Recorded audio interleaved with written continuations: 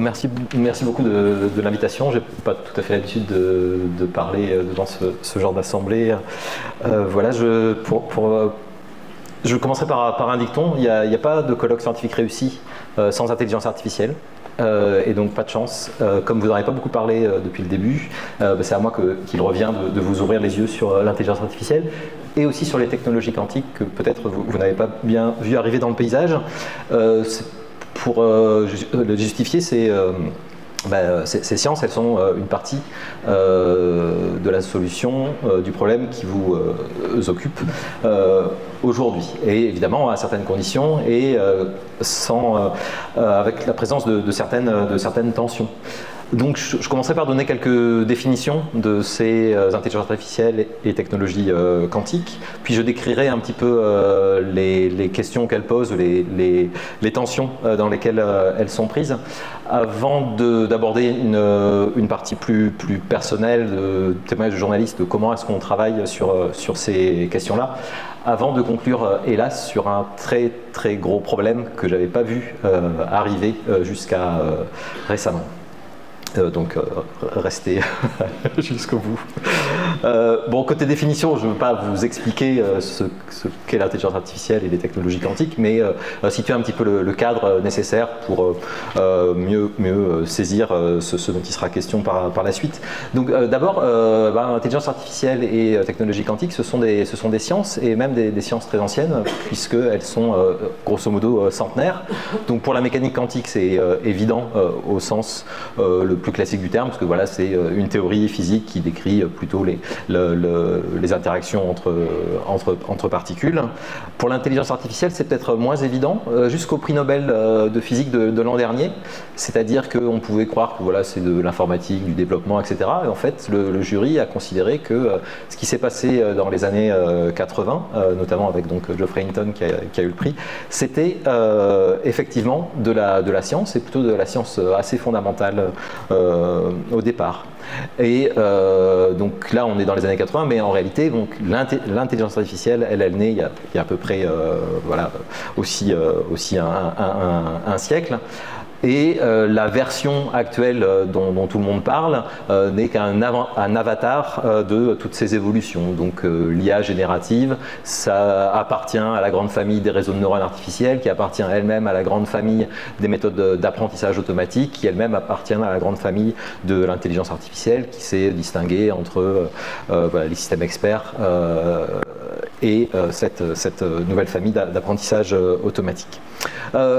Bon, on en parle parce que ce sont aussi donc des sciences fondamentales, mais aussi des sciences très appliquées. Alors c'est évident pour la mécanique quantique. Donc, par exemple, on prend son téléphone portable et c'est impressionnant toutes les fonctions, évidemment les transistors, les processeurs, mais aussi les capteurs de lumière, mais aussi les capteurs de champ magnétique, mais aussi plus indirectement la localisation via les horloges atomiques qui sont embarquées dans les satellites. En fait, tout ça, c'est de la mécanique quantique, mais c'est la première évolution de la mécanique quantique. La seconde qui va arriver, qui sera plutôt l'objet du propos, promet de révolutionner toujours les capteurs pour des capteurs plus performants, mais aussi les communications quantiques plus sûres, et ce dont on parle souvent, c'est le calcul quantique, les ordinateurs quantiques, les simulateurs quantiques, qui sont un peu le cœur du sujet. Bon, l'intelligence artificielle, là, je ne vous raconte pas l'aspect appliqué de ces sciences, c'est assez clair désormais. L'autre point commun important, qui est peut-être pas perçu par tout le monde, c'est que le développement de ces technologies est aujourd'hui aux mains des grandes industries de l'informatique. Alors c'est évident pour l'intelligence artificielle que IBM, Microsoft, Apple, Meta, Google soient des acteurs importants de l'intelligence artificielle. Ça ne vous a pas échappé. Mais pour le quantique, on retrouve les mêmes acteurs. Ce sont Google, même Amazon ou Microsoft, ont des groupes de recherche très importants et des produits quelque part aussi sur les ordinateurs quantiques. On observe également le même phénomène de développement d'énormément de start-up autour de ces technologies, enfin le même développement au sens IA et quantique, il y a la même effervescence. seulement des différences d'investissement un peu différents au profit de l'IA, vous vous en doutez. Ce qui m'intéresse aussi comme point commun, c'est que elles ont un but partagé qui est, alors si on caricature un peu les discours de communication, on va dire sauver la planète. Alors pour l'intelligence artificielle, c'est pas sauver la planète au sens, oui, ça va être super intelligent, donc on va trouver des solutions. C'est un peu plus subtil que ça, et ça rapproche de la question des technologies quantiques au sens du calcul. C'est qu'en fait, elles pensent pouvoir résoudre un problème de physique très fondamental qui permettrait d'inventer de nouveaux matériaux, donc des nouveaux panneaux solaires plus efficaces, des batteries plus efficaces, des effets magnétiques, des catalyseurs en chimie. Et cette invention de matériaux passe par la résolution d'un problème de physique et de chimie compliqué, à savoir décrire les interactions entre de nombreux électrons, ce qui constitue une partie des atomes et qui contrôle les interactions entre les atomes. Et cette compréhension de ce problème, cette résolution de problème qui est aujourd'hui difficile au sens de la science, un problème difficile, elle pense l'attaquer frontalement et le résoudre, et donc ainsi accélérer le développement de tous ces matériaux. Et donc de contribuer à résoudre bon nombre de problèmes actuels. Donc voilà pour les définitions. Vous voyez, je ne rentre pas très loin dans le cœur du sujet. Et donc ce qui m'intéresse maintenant, c'est les différentes tourmentes dans lesquelles ces deux systèmes sont entrés. Donc là, la première, je l'ai un petit peu évoquée, il faut quand même prendre conscience du déséquilibre dans les deux cas entre la recherche publique et la recherche privée. En intelligence artificielle, on a vu des laboratoires entiers être débauchés par l'industrie pour accélérer son propre développement. Ou beaucoup de stars de la recherche qui peuvent garder d'ailleurs une casquette académique tout en travaillant pour le privé. En intelligence artificielle, quand même, ce déséquilibre a été quantifié. Aujourd'hui, c'est presque 75% des docteurs formés en intelligence artificielle dans les universités qui sont recrutés par l'industrie. Il y a 20 ans, c'était 25%. Dans les grandes conférences scientifiques, puisque l'informatique, entre guillemets, communique plutôt par conférence que par article, c'est 40% des articles qui ont une affiliation industrielle. Presque 100% des fameux grands modèles de langue qui fournissent les applications de type chatbot, etc., sont privés aujourd'hui, alors que en 2013, c'était seulement le quart. Donc quand même, ce paysage très déséquilibré pose des questions. Qu'est-ce que la recherche publique peut faire sur ces questions? Alors, elle peut faire le pompier, c'est-à-dire analyser ou évaluer la sécurité, évaluer la fiabilité, etc. Elle peut aussi être frugale et sobre et se dire, ah oui, peut-être que des petits modèles que là, on peut développer dans les laboratoires, peut-être pourraient-ils faire mieux que des gros modèles. Peuvent aussi se poser des questions éthiques, etc. Alors je vous rassure, le privé aussi a ses départements entiers pour sécurité, fiabilité, sobriété, etc. Mais ça pose quand même une question parce que l'agenda scientifique du coup est guidé par les intérêts privés. Cette question se pose aussi en calcul quantique, en technologie quantique.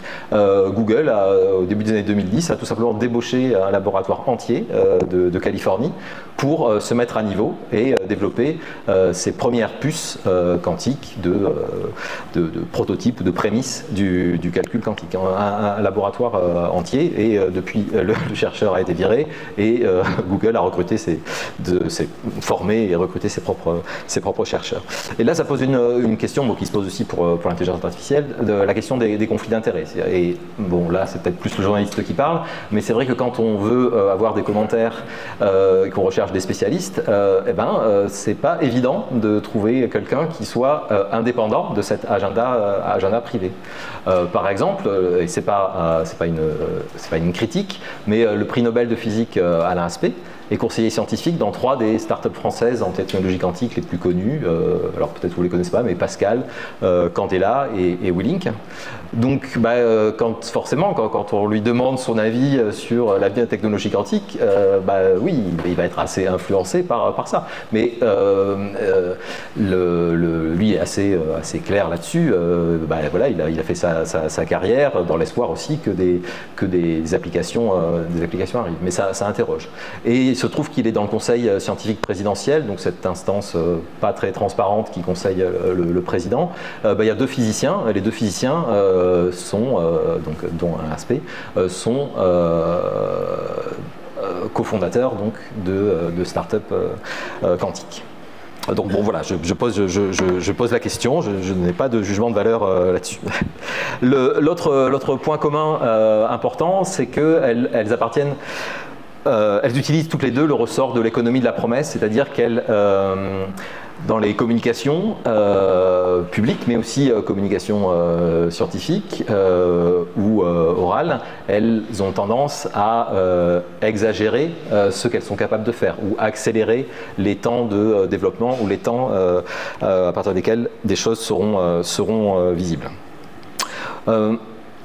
Bon, sur l'intelligence artificielle, c'est assez évident, mais je vous conseille la lecture du dernier livre de l'historien, sociologue Sébastien Broca, Pris dans la toile, qui raconte l'histoire de l'utopie d'Internet et son déclin, mais qui a aussi des pages sur l'intelligence artificielle, et il explique que même les critiques internes de gens qui ont travaillé dans les GAFA et qui critiquent l'IA, quelque part, ils disent leurs critiques servent en fait la publicité, parce qu'elles prêtent un pouvoir à ces entreprises qui leur sert. Donc elles vont dire oui, avec toutes ces données, ils sont capables de tout savoir sur l'humanité, etc.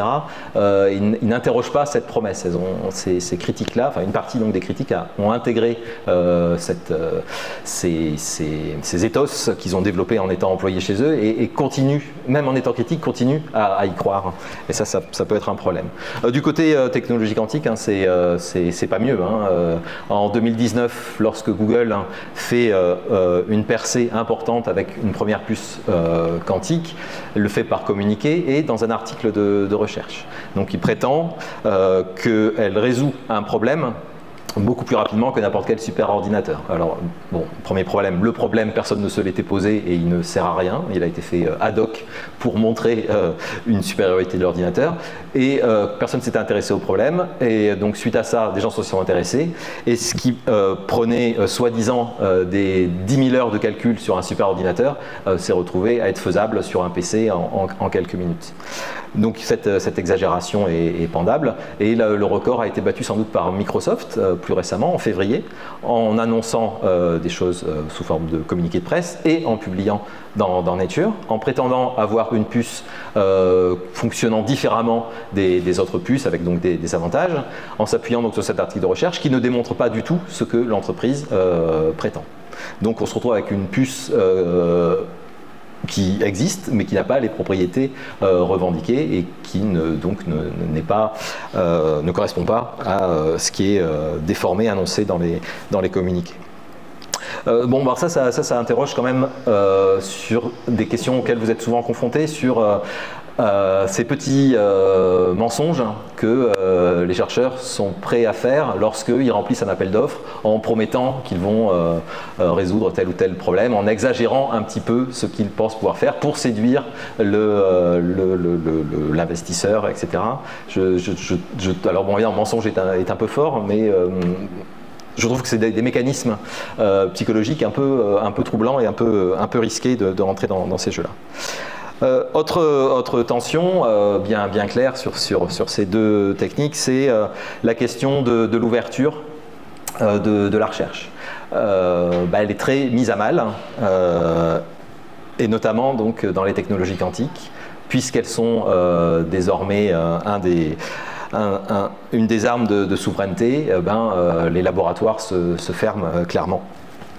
Et les collaborations même entre académiques, sont beaucoup plus restreintes, que ce soit en France, mais aussi typiquement en Chine par exemple, beaucoup moins d'échanges. Le secret va si loin que lorsque la DGA, donc l'organisme un petit peu de financement de la recherche militaire, lance l'an dernier un concours pour sélectionner la meilleure entreprise française pour faire le futur ordinateur quantique dans une dizaine d'années, eh bien même les critères pour lesquels ils vont sélectionner, parce qu'il y a des étapes de sélection, mais donc dans 2 ans, même ces critères-là sont secrets pour ne pas envoyer de messages à l'extérieur en disant voilà, nos entreprises sont capables de faire ça et ça. Donc journalistiquement c'est un problème et même scientifiquement c'est un problème parce que du coup comme les progrès de la recherche se font dans ces entreprises, il y a une certaine opacité qui règne. Bon, la tension évidente c'est celle de l'environnement. Est-ce que ces techniques sont bonnes ou pas pour l'environnement? On glose beaucoup sur l'intelligence artificielle et ses consommations, c'est plutôt impressionnant. Donc grosso modo, le taux de croissance de la consommation électrique augmente autant que ce qu'il faudrait réduire les émissions de CO2 pour ce secteur, donc à peu près 6-7% par an, grosso modo. Et pour la France, on n'arrive plus à suivre les annonces de création de data centers, mais on va doubler, tripler la consommation électrique de ces systèmes. Alors bien sûr, comme on a une électricité décarbonée, même pas peur, mais quand même cette course n'est pas interrogée. Et en fait, moi le problème que je vois plus sur ces questions d'environnement et d'intelligence artificielle, c'est qu'en fait, on n'a pas d'informations. Puisqu'elles sont tirées par les entreprises privées, en fait, on ne sait pas comment ils travaillent. Donc on peut dire, lors d'un data center, on ne sait pas non plus quel système de refroidissement, par exemple, combien d'eau ça consomme ou combien d'électricité ça consomme, parce que c'est très sensible, on ne sait pas quelle puce ils ont à l'intérieur, mais on ne sait pas non plus, par exemple, comment ils ont fait la collecte des données. Et cette collecte, elle coûte quand même un peu. Alors, c'est rien par rapport à la consommation de l'utilisation ensuite, mais quand même, ça interroge sur est-ce qu'on suit des bonnes méthodes. On ne sait pas non plus le modèle qu'ils vont mettre en ligne, par exemple. Combien de modèles ont été testés auparavant? Combien de paramètres ont été testés? Ça consomme. Ces essais-erreurs qui sont inhérents à un certain empirisme dans le domaine, ça, c'est pas comptabilisé, par exemple. Donc beaucoup de problèmes et puis bon évidemment le détail du fonctionnement est aussi en jeu. Ce qui n'est pas interrogé c'est le fameux effet rebond. Alors dans cette communauté vous êtes peut-être sensible mais pas tout le monde. Moi je pense que la première fois que j'ai utilisé ce terme là mes collègues n'ont pas compris ce que je voulais dire. Mais donc par exemple il y a maintenant des systèmes d'IA qui font de meilleures ou en tout cas aussi bonnes prévisions météo que les systèmes classiques et ils les font plus vite. Et donc c'est super parce que comme la prévision météo elle est un peu probabiliste, là où vous appuyez sur 1, 2, 3, 10 prévisions, maintenant vous pouvez en faire 1000. Donc ce que vous avez gagné en rapidité de calcul, vous le perdez immédiatement parce que oui c'est quand même mieux d'avoir des statistiques avec des plus grands nombres. Donc ça c'est, à la fois il y a des progrès et des consommations. Et quant au quantique, on pourrait penser que oui, là, on est sûr que ça ne va pas avoir beaucoup d'impact. En fait, des chercheurs se sont dit la question n'est pas si évidente que ça. Donc ils ont lancé des projets de recherche là-dessus. Oui, on sait que il n'est pas impossible que ça consomme beaucoup, mais c'est devenu aussi un argument de vente, c'est-à-dire que ils ont de plus en plus de mal à trouver des avantages en fait d'application. Ils se sont dit oui, alors on fera pas mieux en termes de rapidité par exemple, mais si ça consomme moins que l'IA par exemple, c'est bien. Donc le quantique s'est un petit peu retransformé pour s'adapter et rentrer dans la course. Bon, et puis la tourmente la plus grande, c'est en fait où est-ce que ça va, quel est le progrès apporté par tout ça. C'est pas évident. Donc pour l'intelligence artificielle, le credo c'est on va vers la super intelligence et donc c'est super. Mais quand même fondamentalement, on ne comprend pas pourquoi faire des modèles de plus en plus gros qui lisent de plus en plus de textes vont devenir fondamentalement plus intelligents pour résoudre des problèmes plus complexes. Et est-ce que la lecture bête suffit, en fait beaucoup de gens pensent que non, mais ça n'empêche pas cette croissance un peu folle à des modèles de plus en plus gros, mais qui reposent fondamentalement sur les mêmes présupposés.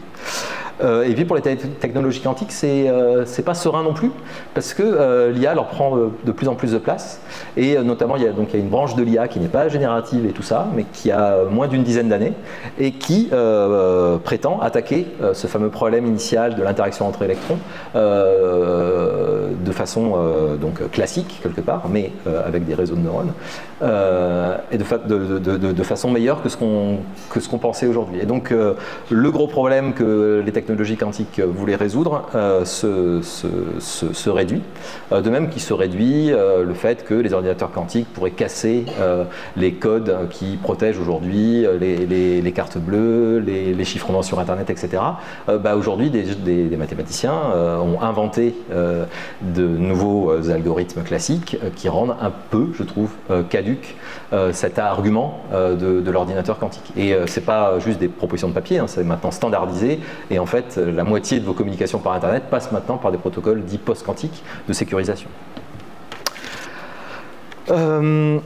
Voilà pour la tourmente, on pourrait sans doute encore citer beaucoup d'exemples. Alors les journalistes dans tout ça, il doit se battre un petit peu sur ces sujets, il est débordé, il est tiraillé, il est plutôt incohérent. Donc la bataille, il faut voir les journalistes en sciences. Au Monde, par exemple, on est un peu comme dans une réserve, avec des petits journalistes qui s'essayent dans la nature, on est super protégés, les lecteurs viennent nous voir, ils sont contents de lire nos articles et tout ça, mais essentiellement, on nous laisse tranquille. Mais parfois, on a envie de sortir de la petite réserve, et donc là, j'arrive avec « Ah oui, il y a quand même des startups qui ont fait des trucs intéressants en technologie quantique. Ah ouais, là, le quantique, on n'y comprend rien. » Ça me fait rigoler parce que donc là, je parle plutôt de mes collègues au service économie, ça me fait rigoler parce que je suis sûr, et moi je ne le sais pas d'ailleurs, je ne sais pas comment fonctionne une voiture, je ne sais pas comment fonctionne la 5G, je ne sais pas comment fonctionnent les semi-conducteurs, si ça je sais. Et ça les dérange pas. Donc l'idée que ça devient un pan de l'économie, il y a encore ce blocage. Oui, c'est de la science et c'est trop dur et tout ça. Bon, peu importe. Donc sinon on est aussi débordé, c'est qu'en fait il y a trop d'actualités venant du privé ou quand même aussi du public. Ça va un petit peu trop vite. Et puis il y a des gros trous noirs. Hein, il faut aussi l'admettre. Donc la Chine par exemple, on a peu d'informations sur ce pays. On a peu d'informations sur les data centers, par exemple, pour les raisons que j'évoquais.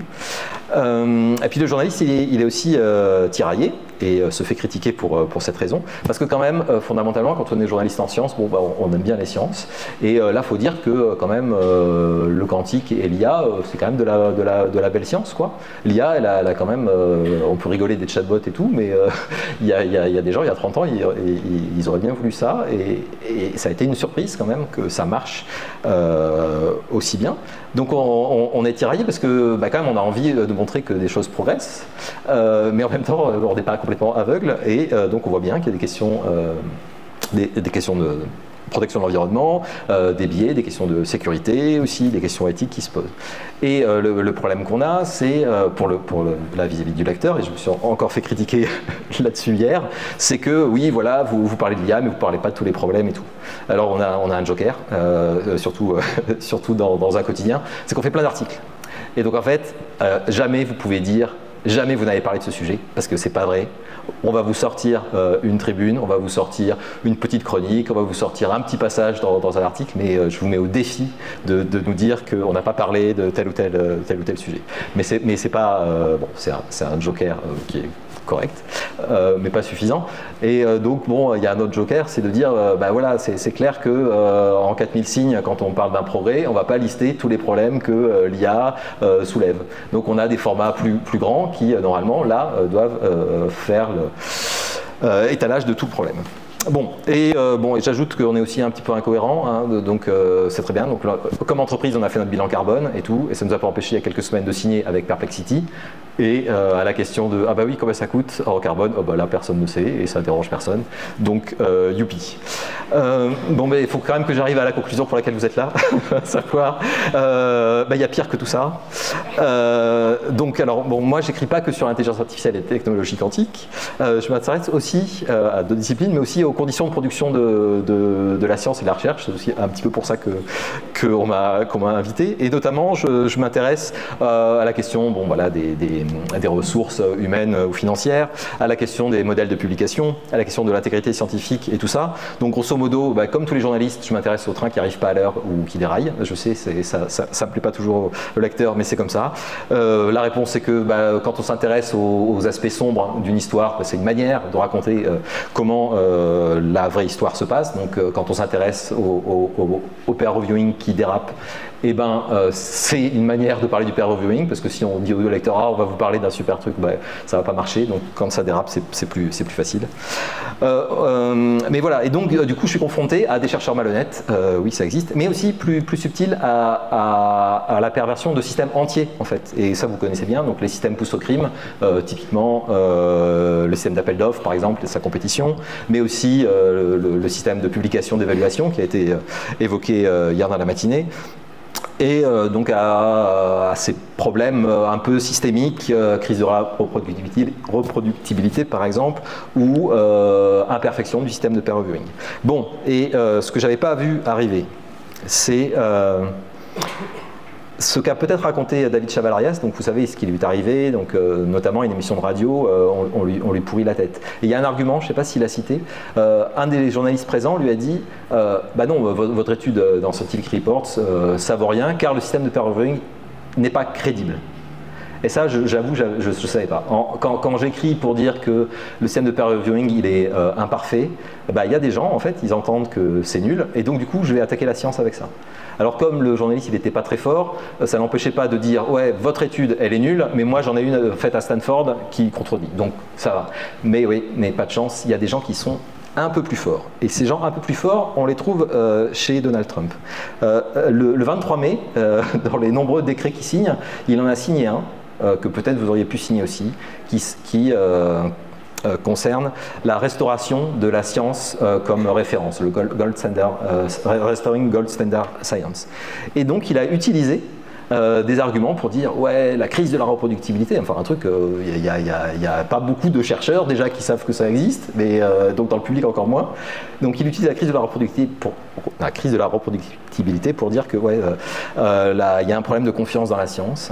Et donc, il dit oui, il faut une science ouverte, transparente, fiable, bien peer-reviewée, sans biais, etc. Donc des trucs, oui, tout le monde est d'accord. Et boum, et après, il enchaîne sur oui, donc on va serrer les boulons, on va nommer dans chaque organisme quelqu'un qui va vérifier tout ça. Et désormais, toute opinion divergente pourra s'exprimer, il n'y a pas de raison de les exclure, etc. Et ça, je suis peut-être naïf, mais j'avais pas vu, alors que ça existe ailleurs, la réappropriation ou le retournement de systèmes comme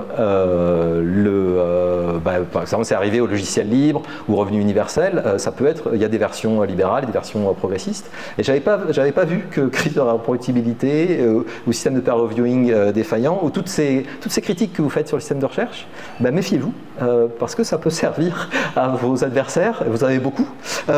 Mais notamment ceux-là. Et donc, souvent, je fais des exposés comme ça pour raconter l'intégrité scientifique. Je dis, ouais, je suis un journaliste déprimé, il y a vraiment des trucs très sales dans les labos qui se font. Là, je pense que ça a franchi un cap supplémentaire. Donc, je vous souhaite bien du courage pour non seulement donc, mettre vos pratiques en adéquation avec vos valeurs, pour définir de nouvelles manières de faire de la recherche, pour trouver des postes et des moyens, etc. Et tout en évitant de vous prendre sur la tête ces nouvelles critiques. Voilà, et puis ça vaut pour moi aussi. Merci.